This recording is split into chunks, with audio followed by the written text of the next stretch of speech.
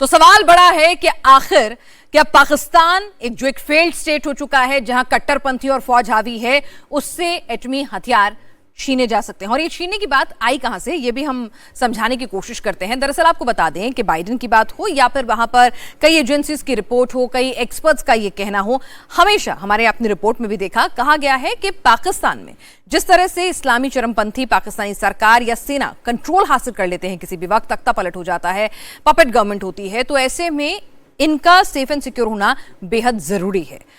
America ने भी एक ग्रैब करके स्नैच एंड कंट्रोल, इस तरह की पूरी की पूरी फिलॉसफी जो है वो हासिल की थी। किस तरह से परमाणु बम की ताकत, अगर कोई ऐसी स्थिति उत्पन्न होती है, स्नैच एंड ग्रैब कर सकता है यूएस, वो कौन से हालात होंगे। आपको बता दें, जब वर्ल्ड ट्रेड टावर पर जिस तरह से हमला हुआ था, तो उसके बाद ये फिलॉसफी, ये पूरी की पूरी पॉलिसी अमेरिका ने बनाई थी, जहां पर स्नैच एंड ग्रैब की नीति होगी। आपात स्थिति में हथियारों को जब्त किया जा सकता है। आइए हम आपको समझाते हैं ये कि कौन कौन सी वो स्थितियां होंगी, ये भी अपने दर्शकों को बताने की कोशिश करते हैं। ये देखिए कि 2011 में पाकिस्तान के लिए ये नीति बनाई गई थी। 9/11 के बाद परमाणु हथियारों को जब्त करना, सुरक्षित करना, परमाणु हथियारों के खतरे में होने पर उस पर एक्शन लेना, ये नीति अमेरिका ने अपनाई थी। तो क्या आपको बताएं ऐसा मुमकिन है? 2012 में ब्रिगेडियर अली खान समेत 4 पाकिस्तानी सैन्य अधिकारियों को आतंकी संगठनों से संपर्क के आरोप में सजा मिल चुकी है। America satellite imagery human intelligence के जरिए पाकिस्तान के परमाणु ठिकानों की निगरानी करता है। पाकिस्तान के न्यूक्लियर हथियारों से होने वाले खतरे को देखते हुए अमेरिका ने पाकिस्तान के परमाणु हथियारों के लिए एक सीक्रेट पॉलिसी जो तैयार की थी, वो आपके सामने है। लगातार हम आपको बता रहे हैं कि 9/11 के बाद 2011 में अमेरिका ने स्नैच एंड ग्रैब नाम की ये रणनीति बनाई थी, जिसका मकसद पाकिस्तान के परमाणु हथियारों को आपात स्थिति में जब्त करना, सुरक्षित करना, जिससे ये हथियार किसी आतंकवादी संगठन, गैर जिम्मेदार तत्वों या फिर शत्रुतापूर्ण ताकतों के हाथ में न आए। और अगर अमेरिका को ऐसा लगता है कि पाकिस्तान ने परमाणु हथियार आतंकवादियों के हाथ में पड़ सकते हैं, तो किस तरह से स्पेशल फोर्सेस भेजकर वो एक्ट कर सकती है, उन हथियारों को अपने कब्जे में लेकर सुरक्षित कर सकती है।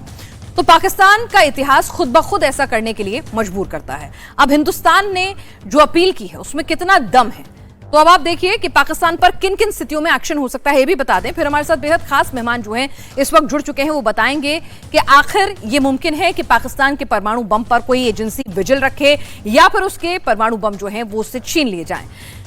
अब यूएनएससी पाकिस्तान को खतरा माने तो उस सिचुएशन में ऐसा हो सकता है। एक चैप्टर 7 है जिसके तहत एक्शन का प्रावधान है और आर्मी एक्शन के जरिए भी एटमी हथियारों पर कंट्रोल किया जा सकता है। तो ये 3 ऑप्शंस आपके पास मौजूद हैं। हमारे साथ मेजर जनरल विशंबर दयाल इस वक्त जुड़ चुके हैं और दिल्ली यूनिवर्सिटी के न्यूक्लियर फिजिक्स के प्रोफेसर हमारे साथ इस वक्त प्रोफेसर अशोक कुमार जी स्टूडियो में आ चुके हैं।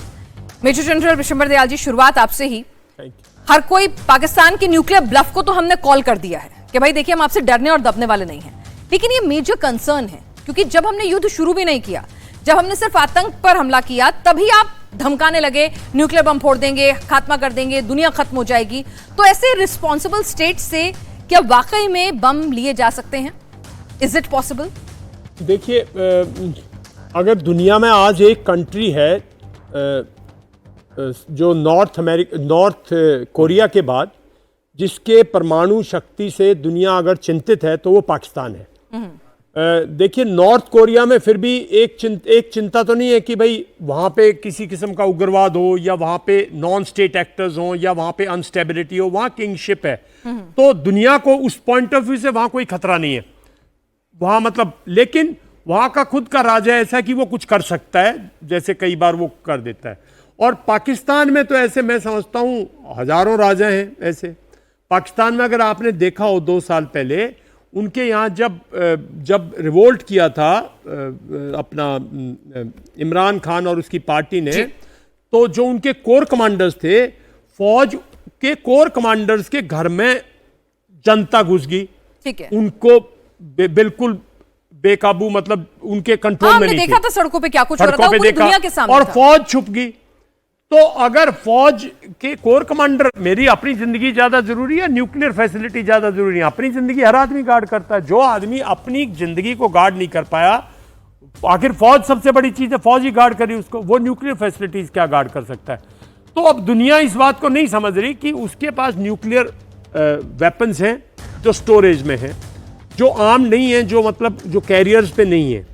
तो इसको कंट्रोल करने के लिए एक बहुत ही रिस्की काम है, मतलब किसी आउटसाइड फोर्सेस के लिए, बिकॉज अगर आप आउटसाइड फोर्सेस का कोई भी यूज करते हो, इसका एक ही तरीका है कि जो उसकी कमांड एंड कंट्रोल सेटअप है ना, जो उसका कमांड कंट्रोल, जो इसको कमांड करता है, कंट्रोल करता है, बिकॉज बटन अगर हम देखा होगा, ब्रीफ केस कैरी करते हैं प्रेसिडेंट पिक्चरों में देखा होगा कि इस बटन से दबाओ तो ये न्यूक्लियर चलेगा, इससे दबाओ तो वो न्यूक्लियर चलेगा।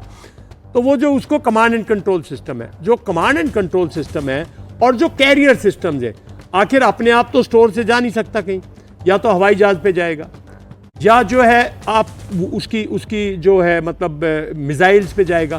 तो इन चीज़ों को अगर इंटरनेशनल कम्युनिटी, खासकर अमेरिका जिसके पास इसके बारे में बहुत नॉलेज है, अगर वो इन चीज़ों को नॉमिनेट कर दें और इनको न्यूट्रलाइज कर दें, जैसे F-16 है, मान लो वो कैरी करते हैं, अभी JF-17 कैरी करते हैं, J-10 कैरी करते हैं, वो सब अमेरिका के पास डिटेल्स है।